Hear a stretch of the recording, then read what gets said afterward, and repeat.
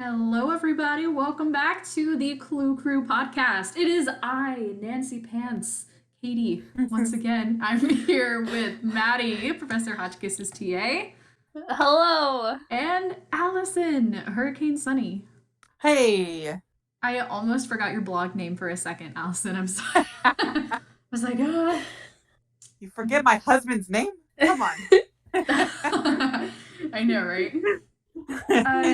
Have you told Kyle yet that you're married to Sunny? Oh, yeah. No, he already knows. Okay.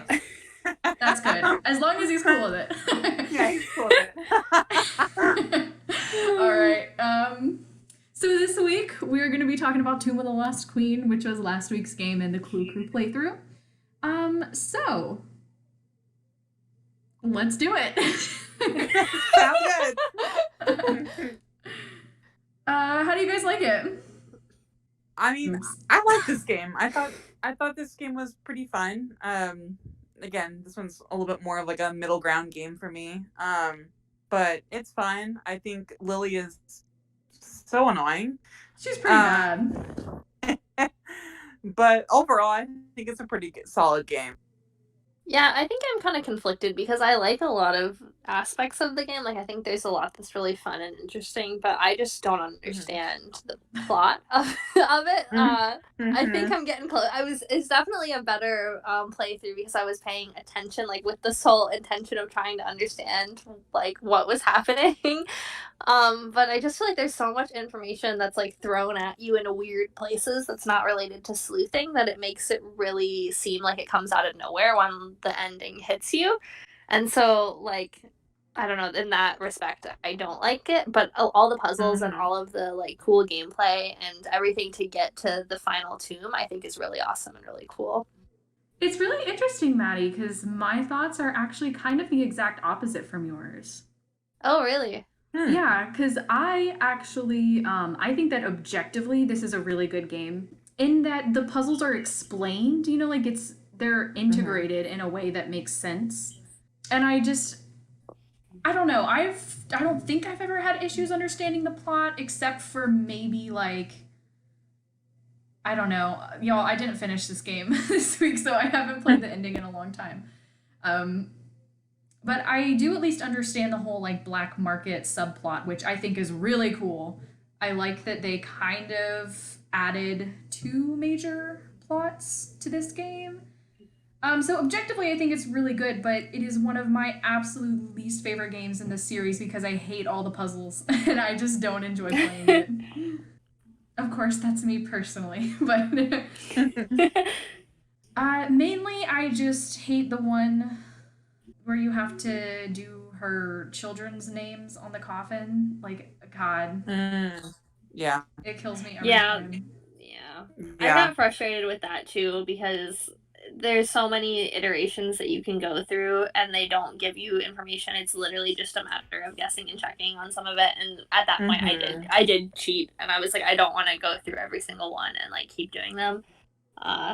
So on that regard, yeah, there were definitely a couple that frustrated me, but if I found myself getting frustrated, I was just like, I don't have to do this. I don't need to prove anything. And so then I would just be like, let's go do a walkthrough.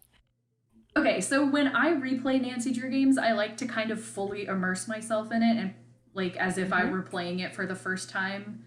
So using, like, spoilers or walkthroughs is a very, very, very, very last resort for me.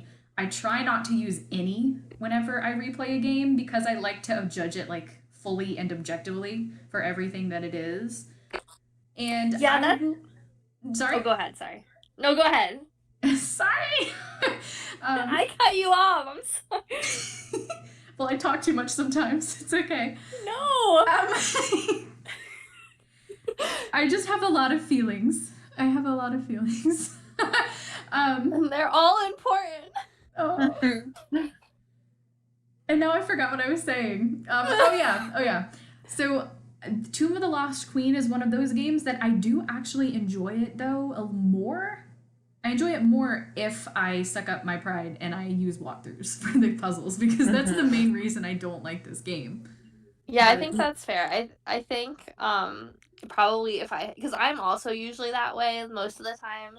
Like, I don't want to use a walkthrough. I'm really much like, I want to try and do it all the way through and not have any outside help and so on and so forth, which is how I went into this playthrough. But then I don't know. In the more recent one, I've been more pressed for time. I've been trying to like let myself be like, listen, it's okay. You're allowed to use a walkthrough. Yeah. And on this one, because I just was so, I think, relaxed about it, I think you're right. It made the experience a lot better. Where I think if I had forced myself to like do that one, especially, and then honestly, the very last puzzle with the shifting head thing where she keeps falling off the ledges would have also really irritated me. That's actually, I almost brought that up a couple minutes ago as being probably one of the most confusing Nancy Drew puzzles that I've ever seen. Yeah. Like, what is it? How are you supposed to? I understand like the first one, and I think I understand the second one too. Maybe I don't remember because I didn't finish the game. Yeah. What makes me angry is there's a billion different ways to interpret each of those phrases, and each way that you interpret it goes to like a different god. And right. Why? It's so Why open to interpretation. And I think even after I got a spoiler for the first time, I sat there and I tried to connect it to the ones that it actually goes to, and I was just like, what? Like, still logically, I can't figure out how you're supposed to know. God, it's just so weird. So I would say like that one and the one with the children's names are the puzzles that irritate me the most in this game. But also the column one, I don't really, where you have to rotate the discs. Oh, yeah. That one confused me too. And the first one where you have to like have one type of symbol in each slot. That one is fine on amateur level, but on master it is so hard. So hard. Which one? It's like it's like one of the first puzzles to actually get into the first room. Yeah, the first two or whatever. I played on amateur this time, but in the past, because the last time that I played it previously, I was on master, and I literally sat there that first like 40 minutes. It is so hard. That one I did, the only thing I looked up for it was whether or not I needed to be spelling something, because I wasted a solid hour thinking I was supposed to spell out Nefertari with the characters. And so I kept trying to find like the hieroglyphic books and like different ways, because I remembered that I had to do a name thing, which was the children's names that I was thinking of in the back of my head. But I was like, there's no R in any of these characters. I was cross-referencing like the book Nancy has. So I looked up that, but then after that I was like, I don't know. That one didn't bother me as much as the other ones, but there's definitely a few of them that are rough. Yeah, no, I agree. Well, enough puzzle negativity. I actually enjoy the hieroglyph system in this game. I like, in contrast to Ransom of the Seven Ships from last week, how each symbol is consistent. Yeah, I wanted to tell you that I have never realized that each symbol was consistent on any of my playthroughs ever, other than since we talked about this last week. You informed me that was something that happened. I was like, wait, what if they're all just the same character? And it made my life so much easier. I flew through them this time. I had no idea. I will say it was less irritating this time around than in other playthroughs of where I was like chucking my computer. Wait, neither of y'all knew this? I'm so sorry. I don't know. I just never put it together. I was like, I had to guess on the first one, figure it out using words. Oh man, maybe I'm just lazy, because anytime we got one of those translating puzzles, that was the first thing that I always did, because I was like, wait, are these the same as the last time? No, and then it always made me confused why there was like an immediate translate button, because it makes sense if you have like a key written down that you could immediately translate it. But I was like, I guess her interactive was just like, yeah, man, they might be tired of doing this over and over again. Let's give them a cop-out option. Yeah, because you have to do it so many times. Well, outside of Lily's annoying retorts, Senate is one of my favorite minigames to come out of the series. I really enjoy that game.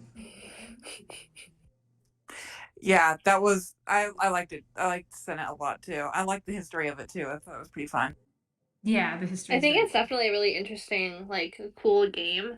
It drove me a little crazy. I didn't realize that you didn't actually need to play it. And I felt like for some reason I was supposed to get something from Lily, and I would get at the very end and have only one pawn left, and it would always let Lily, like, I could never get past her. Like, I would just never roll the number I needed, and so she'd still have like 4 of her pieces in the game, and she would beat me at the last minute. And so I played it a lot of times doing that, and so by the end of it, I was very angry at it.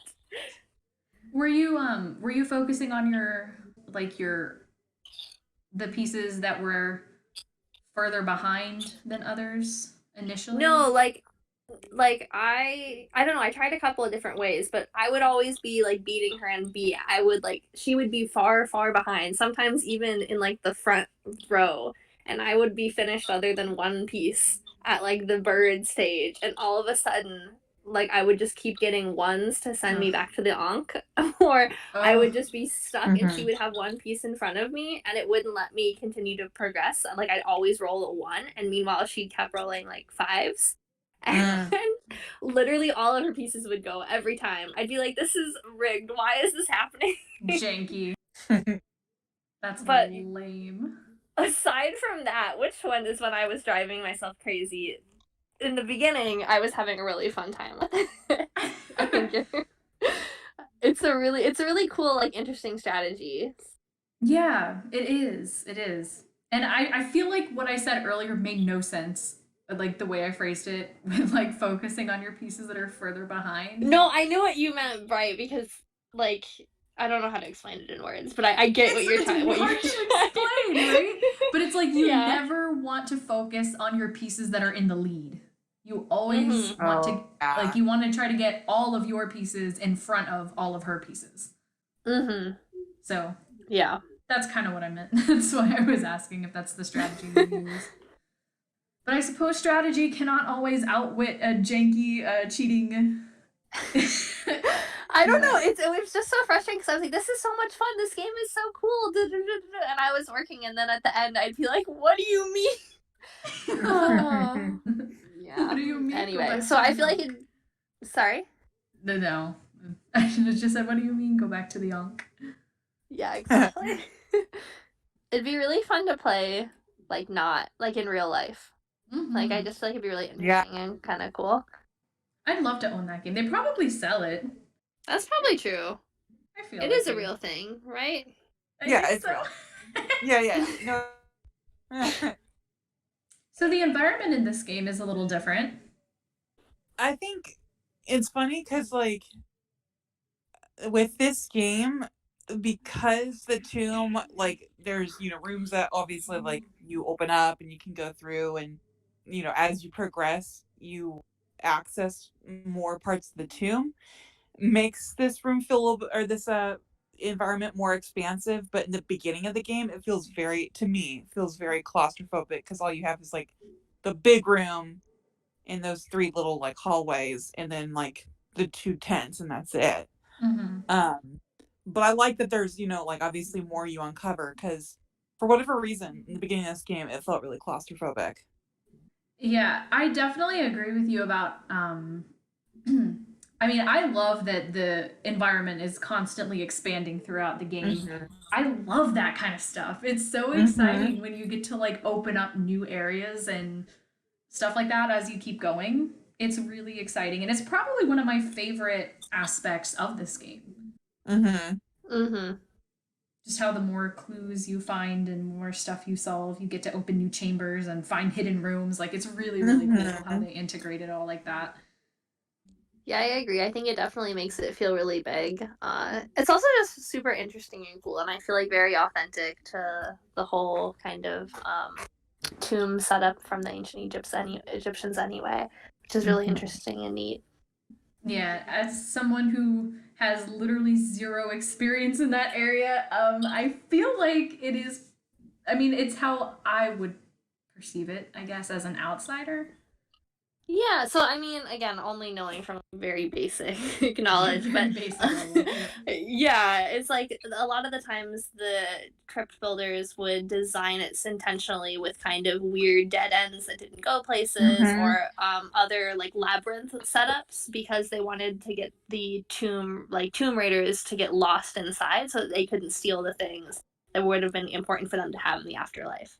So it was actually intentional for things to a lot of times be booby trapped, or for them to like want you to not be able to get out.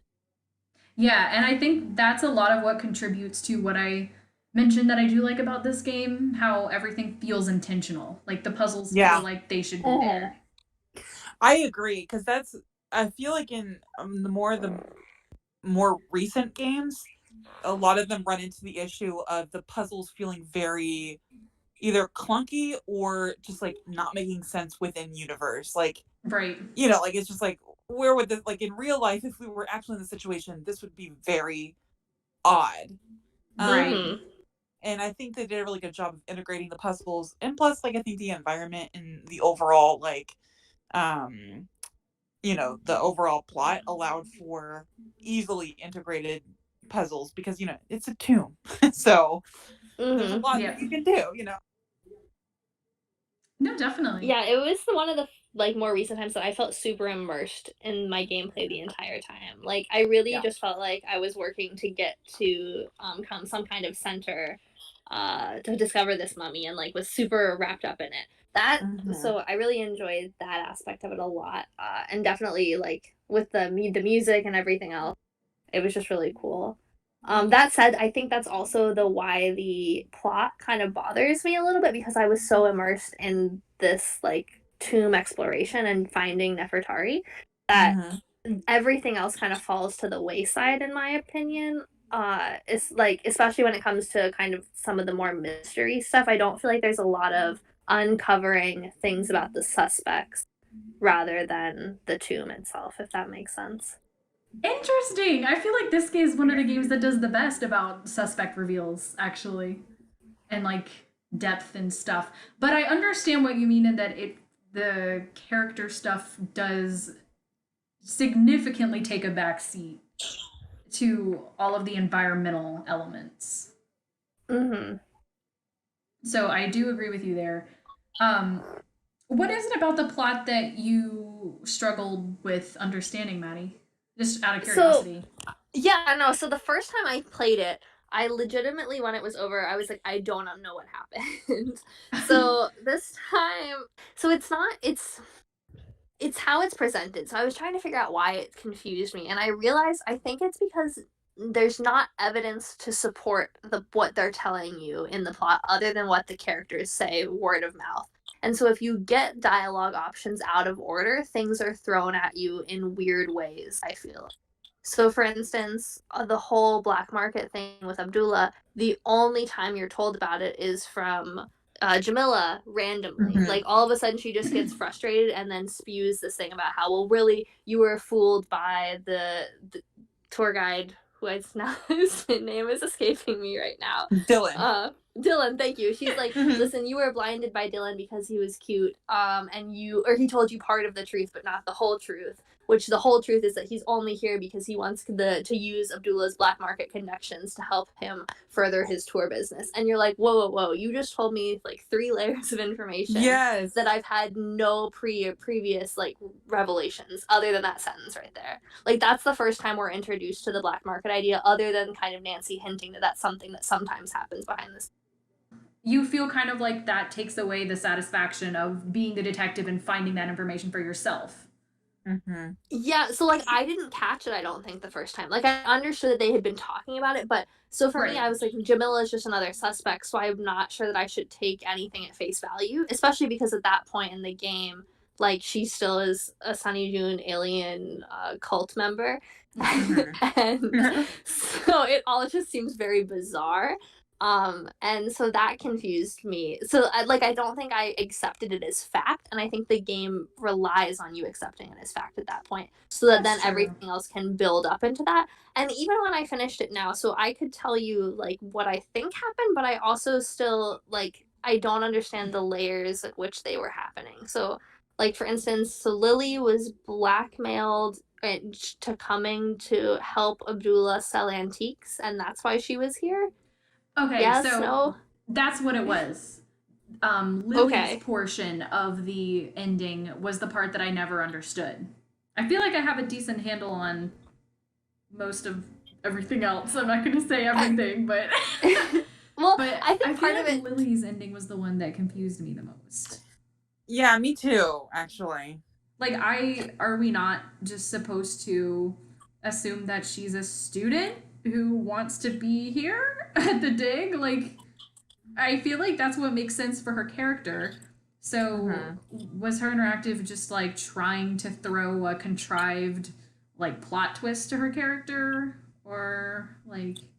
Yeah, so that's the other thing I don't really understand, because you have three different people that take credit for sabotaging the camp. And I guess like, are they all doing it? So Wait, like who's the third Jamila's person? doing it to try to scare Oh, off Jamila. people, right? That's Mm-hmm. so we're supposed to assume that she did slash like the water container, right? Yes, Yeah. Right? maybe. Yeah. Are we? Because I thought she. I know she denies it, which obviously anybody's going to deny it, but I didn't think there was anything in the game to later come back and rebut the fact that she rebut the fact that she said she didn't. Because I think she says like, oh well, if that's what slashed the water tank, then somebody else used it, not me. But I think don't at the end. I think when you confront her, and she admits that she's here to help return the mummy, and she's like, "Listen, I only did enough to help prevent like the theft from happening. Like Abdullah shouldn't be here." And then goes on a rant about how she wants to get him out of from the site. By slashing the water tank? She doesn't specify the water tank. Like, there's no. But I mean, I think part of it is you have three different people that confess to being the culprit. So, like, she kind Yes. of says that's happening. And then Lily says that she was doing it. But, like, that doesn't make sense if then Abdullah's doing it also. Yeah. Like, I don't know. Is Lily doing it for Abdullah? Is that what we're supposed to assume? I don't think so. I don't think so. But then, see, that's what doesn't make any sense. I don't understand what Lily has to do with anything. That portion, I will say, that really just felt like her interactive trying to give us some kind of bait and switch right there at the end. Yeah. You know, like lead us to believe, oh, Lily's the culprit. Wow. But then kind of hit us a second time with, oh, but wait, Abdullah is actually the culprit. So I think in doing that, they kind of lost sight a little bit of what made sense for the story that they had built up to that point. And then, I mean, the other thing that also gets me with Lily's storyline is that there's like that really sketchy recommendation, quote unquote, letter from one of her teachers to Abdullah, where like they tell Abdullah that she was involved with some like questionable ethics and that she needs to be watched at all times, which implies that he intentionally picked her because she would be willing to work under him. That's true. And like go along with the antiquities black dealing. But then I like that again. I think you're right. I think it's more the Lily thing that throws me off. Yeah. You could be right about that then. You could be right about Abdullah picking her specifically because he wanted her to kind of like, you know, go below the radar and do shady stuff for him.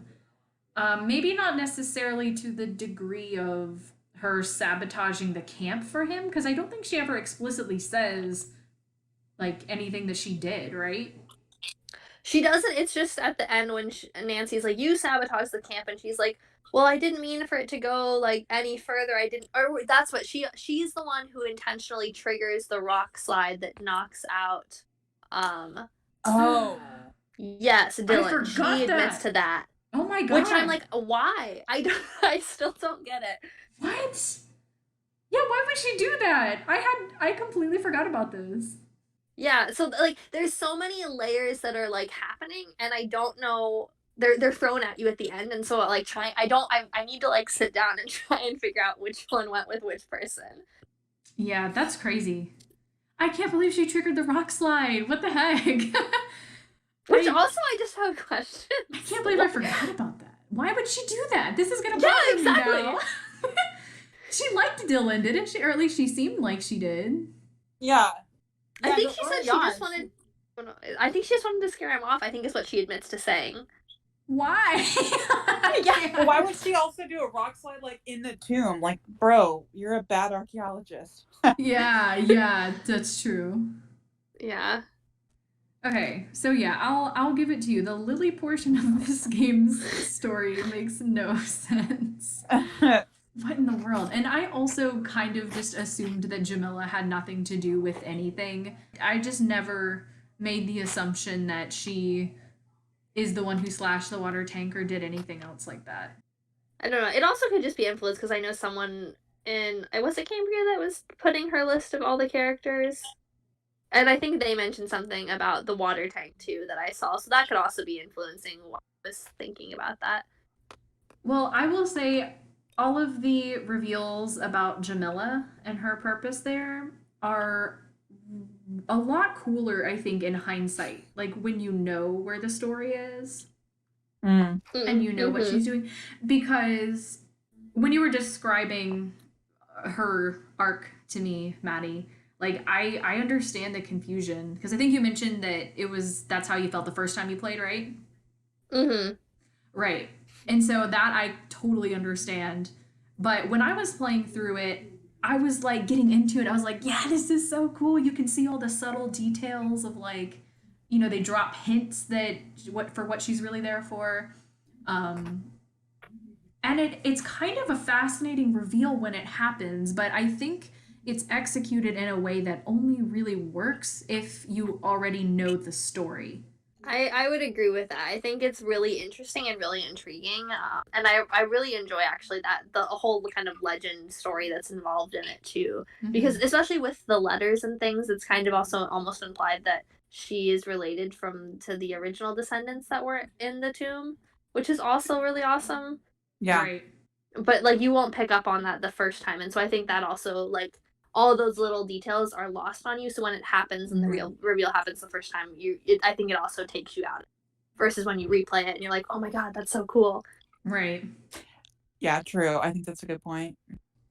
Now I know we talked about how I liked the hieroglyph system earlier, but my one critique though, I feel like it's kind of a big critique. Yeah, the one non-realistic element. Oh yeah, big time. Where did this dictionary come from that can just universally translate any set of hieroglyphs in this entire tomb in 0.2 seconds? And why is Abdullah sitting there, a famous archaeologist for half of his entire life, and he's staring at these symbols on the wall and cannot figure them out? And then Nancy just trots on over there with her magic dictionary and looks at it for 3 minutes and immediately is able to tell what it says.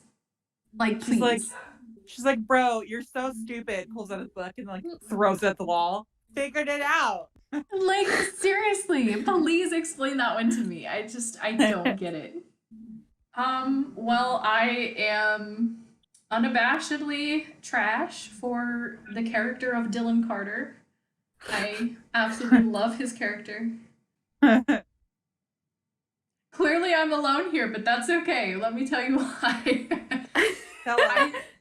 I think it's fun to have such a morally gray character, or a character who is maybe not actually that morally gray, but has been pulled into a world that causes him to do actions that are morally gray or perform actions that are morally gray. And what's extremely fascinating to me is how Nancy responds to that. I feel like out of all the characters in this series, he is one of the rare exceptions where Nancy is just clearly rooting for him. I mean, if you call him enough times at the end there, you get a lot of these really genuine conversations between her and Dylan where, you know, she's like just telling him, hey, you know, you need to get out before you go down this path anymore. I know you're better than this. And I just thought it was interesting because normally Nancy doesn't get that personally invested in characters, and I'm intrigued as to why she felt that way. Because it's Yeah. cute. Well, I mean, can't blame her. But no, like honestly, they just I don't know. It's such an interesting dynamic to me, and it's not one that we've seen that often. I feel like it's kind of similar to how she felt about Nick Falcone in Final Scene as well, where Yeah. there were like these elements about him that she doesn't agree with or whatever, but there's just this inherent like banter and strange bond that they form, right? And I feel like her relationship with Dylan kind of paralleled her relationship with Nick in that way. Mm-hmm. No, I really love cool. their character dynamic. I think it's so cool and interesting, and I think you're absolutely right. Like the way that she goes about talking to them, it's a very like open and honest conversation, especially when she's confronting him. And you're right, it's very different, and I think Nick Falcone is a good example of one that is kind of close to it, but not at the level of I think present here, and that's probably just because of like the game style of that being older, or we saw less dialogue. But here it really comes out, and it's really interesting to see those interactions where she really wants him to be like the best person he can be, and is kind of worried about what he's delving into. And I also think it's interesting that he pushes back against what she's saying too, and kind of calls her out on her morally black and white world that she is kind of living in. Yeah, it's good. I really liked his character. I thought it was really good. I do like kind of the morally ambiguous characters. I know. So much fun to explore that, especially when they err on the side of. I feel like at his core, Dylan is a good person, but he also, like you said, Maddie, he resists that part of himself because he's so taken in with all of these external factors of the black market, I guess. And I also thought that post was interesting. I want to say it was Amy talking about why he was truly there and how he just wanted to get in on Abdullah's connections to the black market, and that's the real reason he showed up, and that's why he wants you to put in a good word with Abdullah about him. And I just thought that was interesting because that's not something that I had actually pieced together before, which is pretty obvious in hindsight, but I don't know, it just didn't occur to me. Well, now having talked about the cool characters, there's also an equal amount of terrible characters that I hate talking to. Yes. I don't think that I hate talking to Lily as much as I hate talking to Abdullah, just because I feel like the conversations with Abdullah are just so long and pointless. I just get so bored. And he goes on long monologues. So right. It's like, you can't break it up. It's just like, oh my god, stop talking. Yeah. I was kind of here for his level of drama that's happening in his monologue. True. He's got pizzazz. I'll give him. Yeah, he does do it effectively. He could give TED Talks. Yes. Right. But yeah, it does after a while. You're just like, okay, I want to do something else. What's his little like self-proclaimed like title again? Like the magnificent Dr. Oh my god, I forgot his last name. Distinguished? The Distinguished, that's what it is. The Distinguished Dr. Bakum. That's right. With the little point to the sky. So true. I also loved his like side tangent rant about Nancy being tactless, and that Nancy just admits she's like, yeah, I am, and he's like, I've divorced my first wife for being too tactless, and I was like, okay, weird, but interesting. We're acknowledging this. I know, right? It's so funny. I love at least Nancy is self-aware. She's like, yeah, I know. I know. It's good to see it. It really is. She's like, by the way, you got any dead moms? Right. Something that I noticed in a lot of the kind of mid to later games is that in each game, and this is so random, it's not dealing with tombs specifically, but this game is included, where two of the characters would have this kind of like flat, shiny look, and then the other two would look more realistic. Yeah. I don't know if you'll know what I'm talking about. But, for example, in Tomb of the Lost Queen, Lily and Jamila look realistic, but Abdullah and Dylan have that weird shiny overlay. And another example for Alibi and Ashes, Brenda and Tony look realistic, but Alexi and Deirdre have the weird shiny overlay. Yes, I totally agree with you. Okay, so I'm not crazy. Like, no, I think it's even more noticeable in Alibi and Ashes. Oh, for sure. It is, definitely. I don't know, it's just a weird observation I've always had, but I've never actually told it to anyone. Lily is just annoying because of her high and mighty, like, take charge. Like, girl, what are you doing? It's just like the first thing, well, your first conversation with her, and you're like, oh, I don't like you. You're like, oh, hi, I'm going to talk to this person, and she's just like, look, I'm going to be in charge from now on, because I have experience and you don't. Like, okay, calm down. Freaking rude, but okay. I will say, though, her only saving grace is you can tell that she's the same voice actor as Lucas from... Literally! Yeah. And so every time, like, I could kind of, like, there's, like, little things she'll say, and it'll, like, remind me of Lucas, and I'll be like, oh, Lucas! Me like, oh, yeah, no, I'm talking to Lily. I had that down as a note. I actually specifically wanted to bring that up, that she's the same voice actor as Lucas. Because you're right, it's so noticeable to me. I didn't realize it, but now that you said it, I can't unhear it. Like, Especially there's one line that she says that's like, I make poor life choices. And it really made me think... Yes! It really made me think of Lucas on that one. That's so funny that you brought that up. I love it. Especially, she just sits in her tent all day. That's also part of it. That just adds to it. You're like, why are you... Yeah. You literally are, like, laying down every time. I know. I feel like in this game they do a lot of talking about the characters going off and doing different things, but you don't actually see the receipts that they did it. True.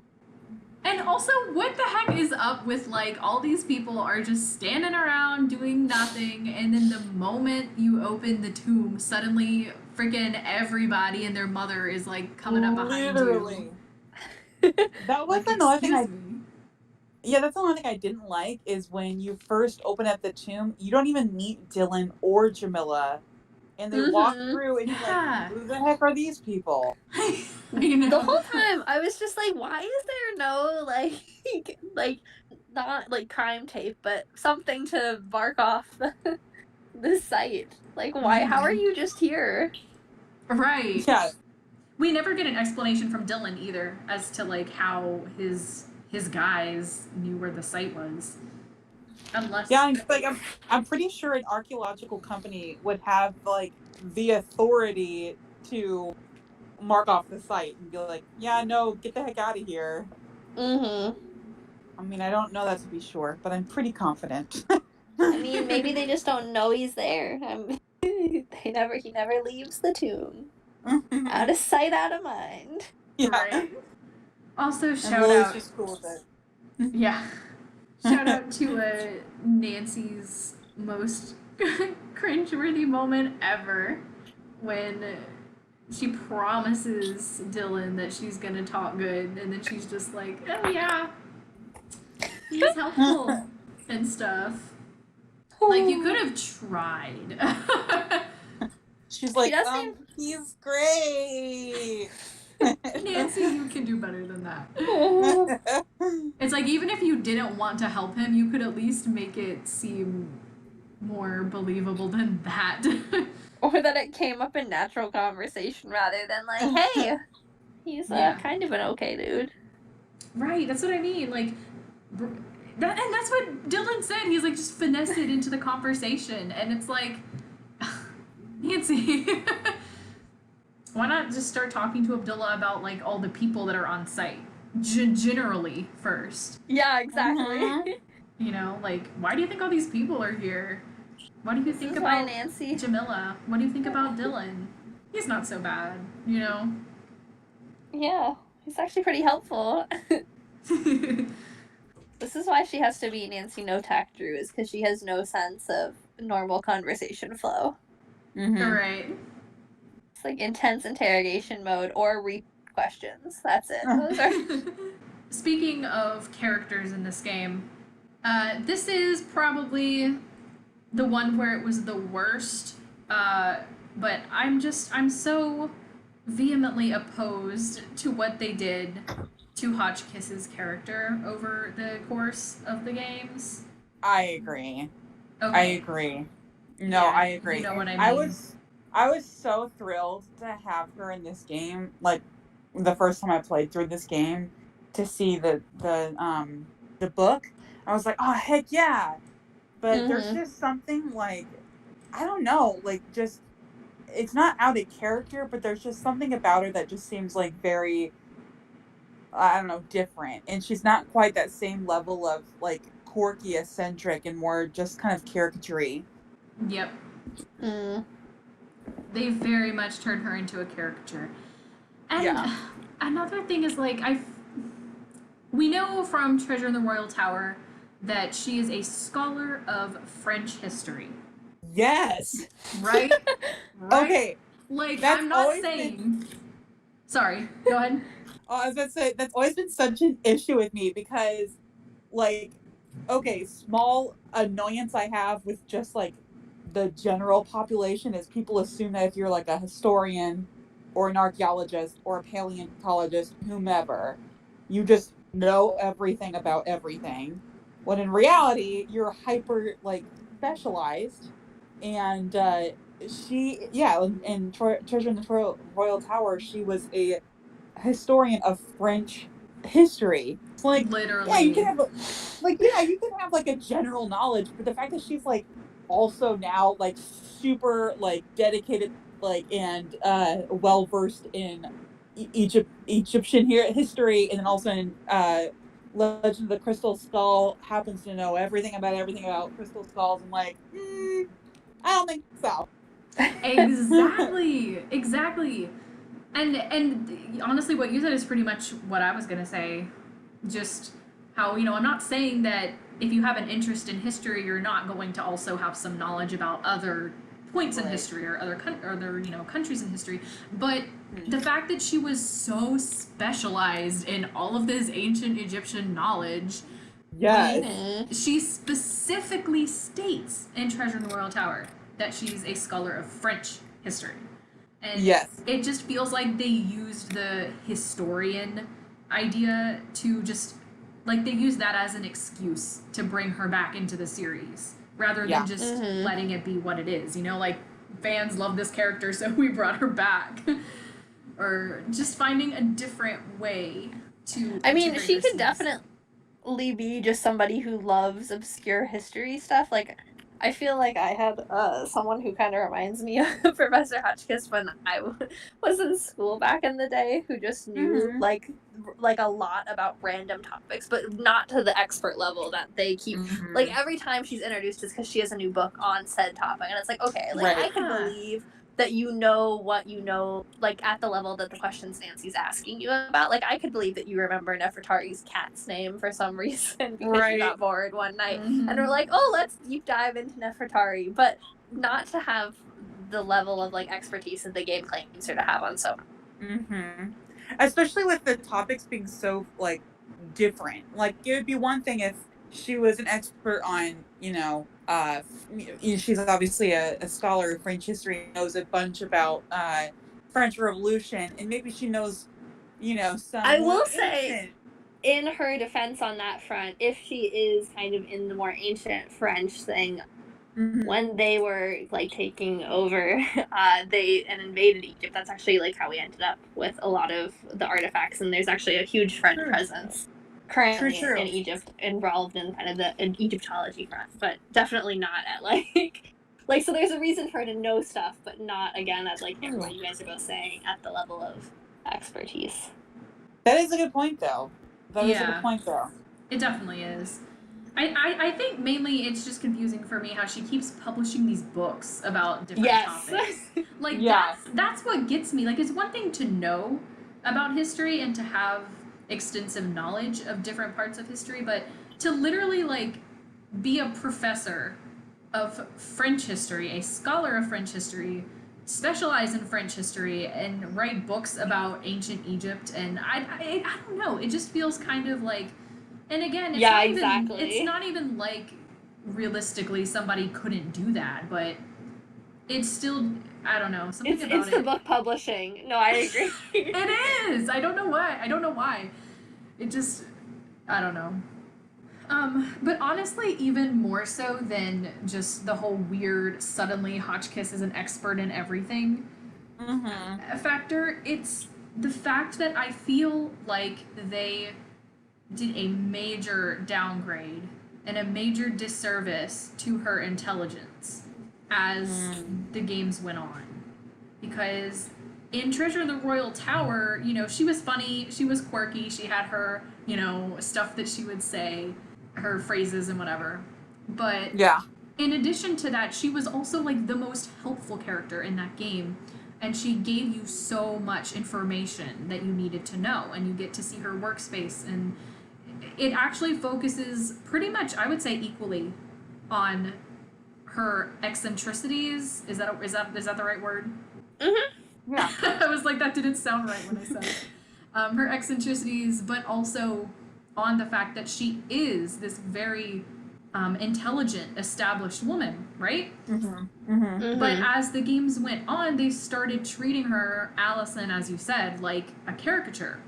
Yeah.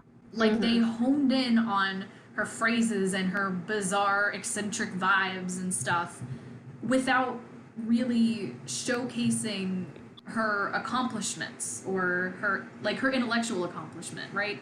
So she still gives you the info you need, but that's kind of all it feels like. It feels like it's reduced to, oh, you know, she's just here to, you know, say a bunch of inserted comedic lines while feeding you what you need to progress the case. But and they could have just had like a phone character that happened to also be another historian or archaeologist or whomever that would be an expert in the field.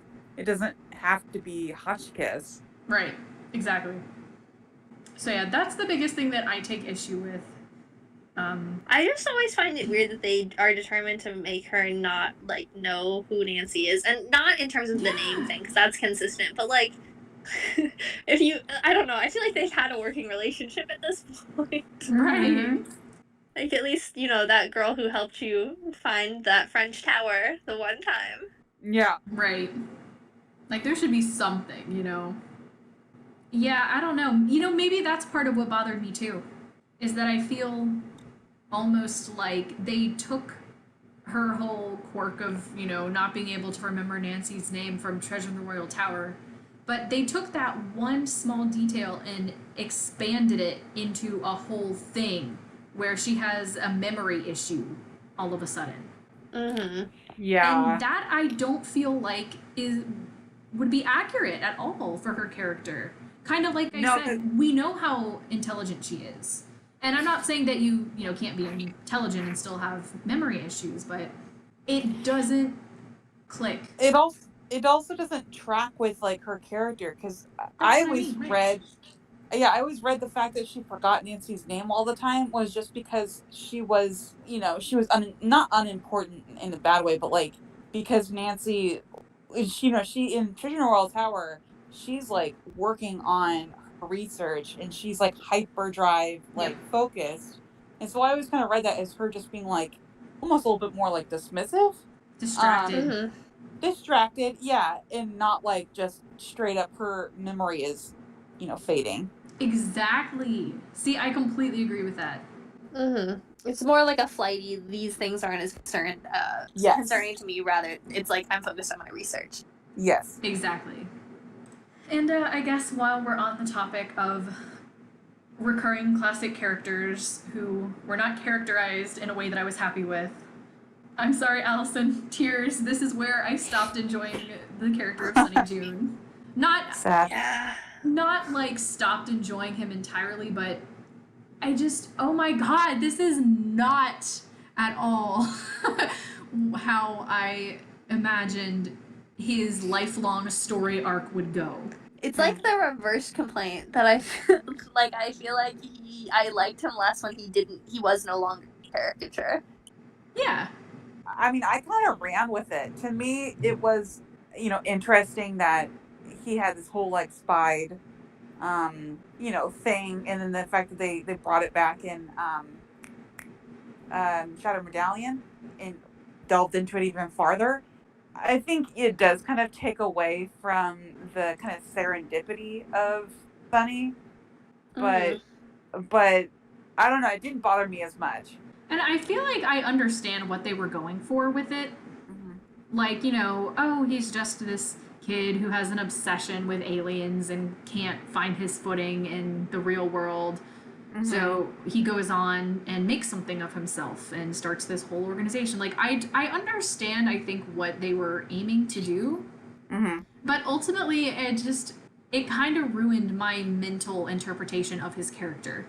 And so I get that that's probably a personal problem, but I've seen a lot of people say that they kind of feel the same way. So I don't know if it's just a mass, like if we all, or a lot of us just kind of got this idea of him in our head that was ruined. Yeah, and I think that's what I kind of mean is that, like, when you're only given these snippets of it, and they're all kind of very much that everyone has, like, loved this character that we don't really know anything about, but because of that, and because we're so intrigued by who he is, I think you're right, we all had different ideas of what his story was and who he was as a person, and then when all of a sudden you're confronted with pretty much the entirety of what he's doing right now, and it seems very kind of thrown at you. Yeah. It's super jarring, and it makes you, like, I think we naturally want to push back up against it because, like, especially for me, the one thing that always gets me in this game is he's so organized with his obsession with aliens, and like he's put together this whole convention, and I'm like, based on the frequency at which you leave jobs and are fired and like your notes, I'm like, how do you have like a formal letter system and keeping track of your members and like you completely hit the nail on the head for me right there, Maddie. Like, that is exactly what my issue has been with his whole story arc now. Yeah, I think if they had like sprinkled things in, like maybe we'd seen that spied thing, like that pamphlet somewhere else in a previous game, I think we might have been more inclined to be hinted towards that. Like, it slowly built up maybe a few doodles in, like, is the first game we see him Scarlet Hand? Yeah. Yep. Yeah, so, like, you see the alien doodles, and then, like, slowly, maybe every time you encountering him, also you find something else that, like, leads you to believe that he slowly turned, like you were saying, Katie, his, like, interest in aliens into something that, like, he made something of himself. Yeah, no, and we watched that progression. Right. You're completely right. Like, if in each game that he appeared, there was, like, notes in his notes, notes in his notes. Just about, like, maybe I could do something with this. Or, like, I just got, the flyers in the mail today. We'll see if this goes anywhere. Just actually getting to watch him within the snippets that we've always been allowed. Just to watch him grow this idea that he had and kind of get to see the progression of it rather than just being hit with it in the face like, whoa, this isn't the same disorganized kid that we've been hearing from all these years. Because I feel like that's the thing. For me, I just always imagine Sonny Joon I imagine him being that guy who never settles down because he doesn't want to. I've always imagined him kind of paralleling Nancy in that way. Like, and, in a way that's kind of why it's a little sad for me that they introduced him in Shattered Medallion, because it would have been this great, like, concept of, wow, there's this person out there who is exactly like you, but your paths are never going to cross. I just, oh my god, I love... Star-crossed lovers. I love star-crossed, like, cosmic stuff like that. Mm-hmm. So does Sonny. But like, you know, just the kid who never finds a steady job because he can't make up his mind and settle on one thing, who just has all of these disorganized interests and passions for all of these crazy things, and no one really gets him. But he's just content to go around and travel and do his thing, and that's how he enjoys his life. And he doesn't really feel the need for anything more than that. And I just feel like that was always my personal interpretation of his character before Tomb of the Lost Queen. And so I was just so jarred, like you said, Maddie. It's just very kind of out of nowhere. I think that's why it didn't bother me as much, is because I read his character the same way, where he's like, I think, you know, because he has so many, not interests, because his interests are pretty singular, but because he, you know, is kind of more of that adventurous spirit where he's always wanting to, you know, shift and change and move and, you know, go to the next thing to the next, which is very obviously consistent with his character. I think that's why it didn't bother me quite as much, because it felt like, even though, yes, he's constantly all over, like, he's all over the globe, he's all over everything, his notes are kind of hectic, he has one thing that, like, he zeroes in on. Like, there's one thing that is his central focus. And I kind of read it more as, like, Sonny almost using his demeanor of being irresponsible or whatever as not a ploy, but, like, to his benefit, so that people kind of underrate him. Interesting. Not that, like, not in a, like, a, you know, secretive way, but almost kind of like leaning into it. Like, yeah, I see what you read mean. me, you know. Yeah, no, I could see that. Yeah, I could definitely see that. I think I also had a layer of attachment because I never made anything of this, but I had a whole, like, fanfic plotted out that was gonna follow, like, Sonny Joon and his story outside of the Drooniverse. But, you know, like I said, I never got to writing it, but I just had this whole idea in my head. And it was like, no. But, you know, I think, Maddie, out of everything that you said, the one that rings the most true for me is that I just can't picture him being disorganized. Yeah, that's what for me. And like, I'm okay with the convention because I could kind of see him on one of his like high moments of like super into something, kind of an ordeal vibe that I get every time he switches careers. And like one of his moments is like, you know, it would be really cool, an alien convention, and like goes all in and does the whole thing. Yeah. What gets me is the letter afterwards that you see that Abdullah has inquiring about Jamila. Like that's true. That's the one that I'm like, wait, who did Sonny send this to you? Sonny does not strike me as a professional. He does not strike me. He had applications ready for them, like right, like so that's just not right. Sonny Joon like has just an administrative assistant that he just consistently is texting in shorthand what they need to do, like, please send app to Jay, and that's it. Right. I need chronicles from this assistant now. Yes, this poor assistant is so overworked. They've been working for like 70 hours this week. They're living off of like 4 gallons of coffee. Whenever I think about Sonny's whole spy organization,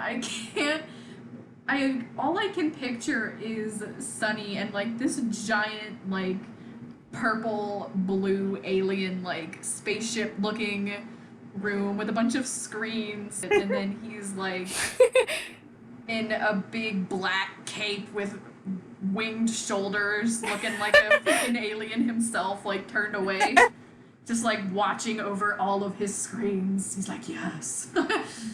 Also, I love the idea of Sonny and Jamila just being like 2 best friends. I love it. I love it too. Just so fresh. Love it. Yeah. I know, it's so good. How Jamila's like always done with like she's done with his crap all the time. Yes. But I love it. Also, she has this inherent respect for who he is. It's a very like Scully and Mulder situation.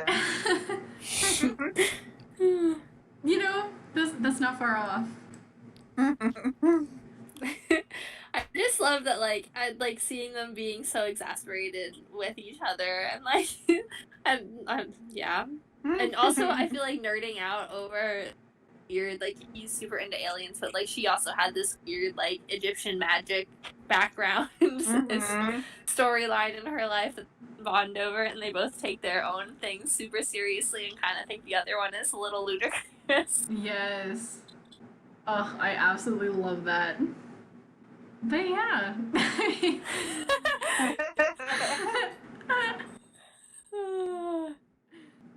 I feel like that was all I had to say. Did you guys have anything else you wanted to touch on? Oh, the only other thing I had to touch on was the total and utter cringe that is Nancy's decorum in an archaeological dig. I shudder. I shudder. Everyone just touching everything and I like destroying walls. Oh my god. The coffins to expose the mummies Yes. to the air. God, I know. Oh my god. Jumping on columns the entire time. I was just like, Nancy. I know. No. Side note on the column note things. First off, like they are like 20 feet, 30 feet apart from each other. Yeah. You're telling me that she was able to make that jump, but not the jump from the one platform to the other platform at the end scene? Unacceptable. Yes, I agree. Especially with her buff upper arm strength. She could have just crawled up there. Literally. Oh my god. All I can picture now is like Nancy with like buff arms photoshopped. Completely jacked. Looking like John Cena. Oh. Nancy and her buff upper arm strength. But yeah, honestly, the level at which she's just destroying things, especially when that tomb's gonna collapse, and you're like, this thing was preserved for how many thousands of years? I know. Yeah. Oh my god, it made me shudder. And also I will say for this game though, like, even though I generally don't care for it on a personal level, and I don't really like the puzzles, when I was playing it earlier, like, I dreaded getting into the game, but while I was in the game this afternoon, I was actually really vibing with it. Like, I actually think it's a pretty fun game, as long as you have spoilers and walkthroughs. It's a lot more enjoyable for me that way. I'll say though, this game doesn't have quite as many of like the big puzzles where I just like shudder at the thought of doing. It's Like, mostly just yeah. It's mostly just like a sprinkling, which I, for whatever reason, would rather do a sprinkling than like the giant freaking renogram at the end of Saw. Kill me. I know I'm alone in this, but that's not where I'm at. or the freaking water tunnels in Phantom Menace. Oh my god. That's like the worst one. Every time I start replaying that game, I'm like, I forget about it, and then I'm just like, oh my god. I feel like especially because I love Phantom of Venice so much that when I come to the end, I'm like, oh dear god, please just kill me. Yeah. You're like, it's been so good. Why are we ending? Yeah. Or, I've said it before, I'll say it again, I'll say it in our Shattered Medallion discussion, but the freaking tube one, that's like the tiebreaker at the end of the... Y'all, my short-term memory is literal garbage, and that puzzle is a hot mess for me. It is a hot mess. I have never played that without cheating. Never. You can cheat on that? Oh my god, please send your links. Please. Yeah. You know how I cheated was I literally watched Arglefump do it, and I did the exact same thing. Okay. And I had to do it a few times. I was like, please help me. Fair enough. I'll pull up on my phone and have the video playing as I play That's on what I my did. computer. Oh, yes. I'm so doing that next time. But yeah, that's another one of those omnipresent, like, ending puzzles that just looms over you the whole time you're playing. Oh my god. I don't feel like there's any of those in Tomb of the Lost Queen, which is nice. As you said, it's more of a sprinkling of annoying puzzles. Also, how do we feel about the snake? Oh, yeah. Was that Abdullah? Was it Lily? Who was that? Right. I thought maybe it was Abdullah, but I thought it was Dylan because he had that live reptile bag. But it happens after he leaves and is injured. That's true. But also the bag is empty. So I wasn't sure if he like released it previously. I guess that's true. But I also don't know why he would do that because that's not going to help his cause at all. Like he has no reason to scare anybody off. Right. Yeah. I know, and because you're right. Like technically, he could have released it into the tent before he got injured, and nobody. I guess the snake maybe just like hid in dark corners or whatever. But what would be the motive? I don't really. Yeah. I mean, I guess maybe it would make more sense if it was one with the card, and maybe she was framing him, or maybe she put the bag with the snake in his backpack to scare him off. Because she's already done the rock one, so maybe that was like, and then it got out and ended up in Nancy. What she got against Dylan? I don't know, but she's out here ready to like kill him, basically. I mean, she's like, I don't know. Wild. I also love that Nancy is suspicious when she sees the reptile book first, and that's what she comments on, not the snake calling, like the card about a reptile location. And I'm like, maybe she just has a general interest in snakes. Like, right. Also, where did the locust come from? Now that we're that like are outside. I don't know. Like, yeah, that's a good point. So many things. Also, John just popping up at the ending also kills me every time. Like, how did you get here? Why is no one else around with you? But you're so ready to like knock this man out. You're so ready to knock this man out. He's like, he walked back for revenge. He's like, I'm getting out of the hospital, rips out the IVs. I feel a storm coming. That's amazing. What a hero. We stand. Especially because he kind of gives you those vibes when you're talking to the phone in the beginning, and he's the best, so I gotta work with him, but... Well... Did you guys have any final thoughts on this game? Overall, I think that pretty summaries, much covers it. Summations of your feelings? I only feel like the thing that they could have worked on was, the plot could have, like, the sabotage could have been more clearly defined, you know? Yeah, I feel the same way. I think it just, the overall, the sabotage plot needed some working out on the kinks, or maybe how just, like, it was revealed to us, but other than that, I do enjoy a lot of the aspects of this game, and it's a fun time, and we get the great Jamila presence in it, so... Yes, definitely. Even if they weren't executed the best, I do appreciate what they were doing with having all the character secrets and reveals. Yeah. And the hidden purposes as to why people are there. I think objectively it's a good game. I like that they incorporate the historical aspects, although some of the educational aspects are why I don't care for this game as much, just because it's not my personal interests. But I still think it's cool. I really do. But I don't care for the puzzles, and not one of my faves. I feel like I always go on, like, tangents at the end when we're like, let's do our final thoughts! And y'all just give a nice, like, concise, No, I feel like, listen, sometimes I'm, like, scrolling through and I'll also be like, oh, wait! Can't forget this one thing, so I feel you. Well, then we'll probably call it here. Next week, we'll be back to talk about The Silent Spy and have some Kate Drew family feels. Yes. And I know that Megan has already requested to join us for that one next week as well. Hey! And I believe she plans to join us for Thornton Hall week too. So this is a good segue. Anybody who's listening to this podcast right now, if you are interested in joining us, just in general, any week, a specific week, just send us a DM. Let us know. Any of us. Any of the three of us. Or the Clue podcast blog. And we will hook you up. Because that's the reason we've had a couple of recurring guests, is because they have reached out to us. So if this is something you want to be a part of, let us know. We'll be happy to have you. It is open to Yes. everybody. But Do it. we're not like actively reaching out to you guys just because we don't want to like cherry pick, you know, you get to join, you get to join. Like, it's pretty much open. So if you come to us, we will let you be on the show. We'll be so excited. We're like, oh my gosh, yes.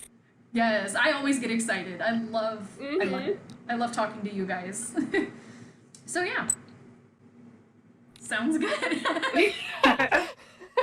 All right. Well, thank you for chatting with me again, as always, you two. Yes. And Yes. Thank you. and I will talk to you guys next week. Have a wonderful night. You too. Bye. Good night, guys. Bye. Bye. Bye.